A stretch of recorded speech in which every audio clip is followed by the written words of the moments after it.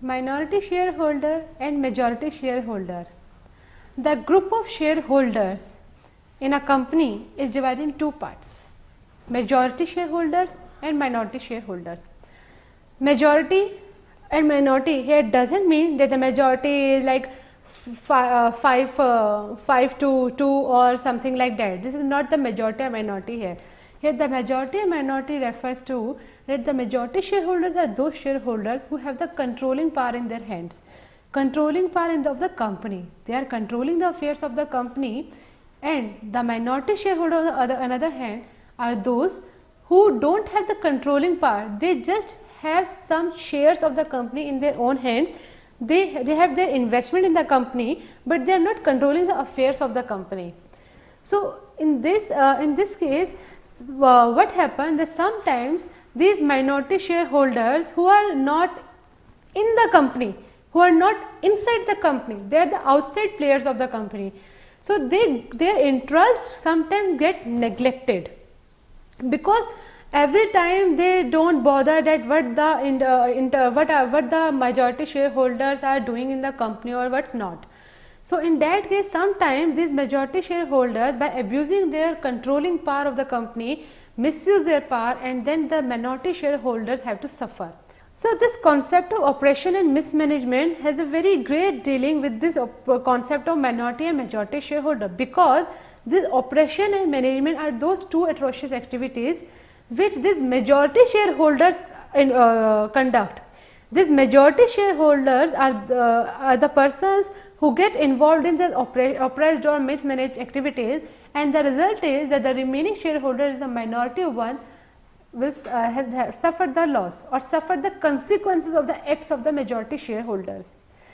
So, even N.A. Bastian in Minority Protection in Company Law explained this concept of minority shareholders as the protection of the minority shareholders within the domain of corporate activity constitutes one of the most difficult problems facing modern company law. The aim must be to strike a balance between the effective control of the company and the interest of the small individual shareholders. Now further I will deal with the case of rule of force versus Harbotter. It is a very important case on this point, and the case of 1843. It is in this case where the basic principle was laid down by the court, and that basic principle has certain exceptions, because the principle is something which was in violation of the interest of the minority shareholders. So, in that case the basic principle is there, but then certain exceptions were given, that in which cases this principle cannot be followed. So, the basic rule which is laid down in this case was that the courts will not intervene at the instance of shareholders in matters of internal administration, and will not interfere with the management of a company by its directors so long as they are acting within the powers conferred on them under the articles of the company. Now, what we need to understand here is that the companies are something which always involve in some competition. One company is in competition with another company is in competition with another company, and also with the first company. So, in this competition, the companies have to take their steps very thoughtfully.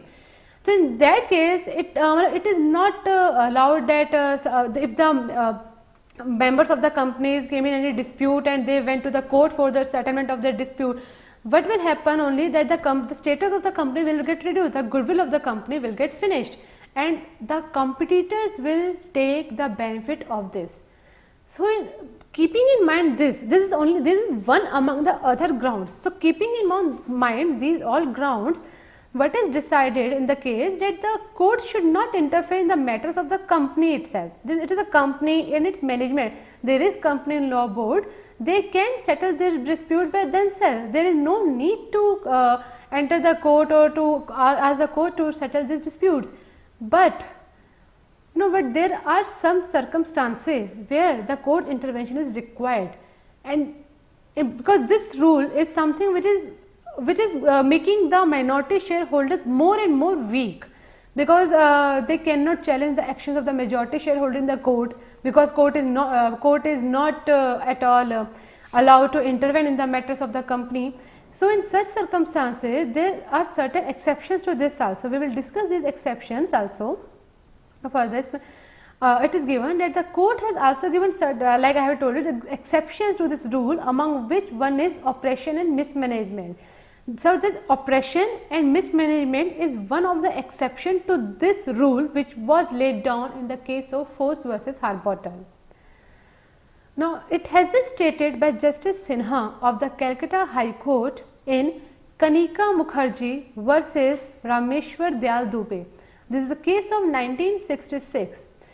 It was observed or stated by Justice Sinha that the principle embodied in section 397 and 398 of the Indian Companies Act, which provide for prevention of oppression and mismanagement, is an exception to the rule in Force versus Harbottle, which lays down the sanctity of the majority rule. So, we have discussed up till now three main points, that is the concept of oppression and mismanagement, the concept of minority versus majority shareholders, and the rule of Force versus Harbottle. After discussing the three main essential points, what we came to the conclusion is that this oppression and mismanagement, these are the two atrocious activities we need to be prevented. And because these two activities are those which are which the members get indulged in these activities, so in such a case it becomes very difficult that as we have already told it, that the court should not intervene in the small disputes of the companies. So, whether the acts of the majority shareholder of the oppression and mismanagement can be taken in the court by the minority shareholder, this principle is not accepted by the court in the case of Force versus Harbottle. So, there in the case of Force versus Harbottle, the court says that no, the court should not intervene. But in the Indian case, like I have told you, that Justice Sinha in the case of Kanika Mukherjee, they said that no, this rule needs some exceptions to it, because if it doesn't give any exception to this rule, then the interest of the minority shareholder will get violated, and then the shareholders will not, the person will not become the shareholder of the company, and they will not invest in the company. And if they will not invest in the company, then how the company can be administered? So, the oppression and mismanagement become the exception to this rule of Force versus Harbottle.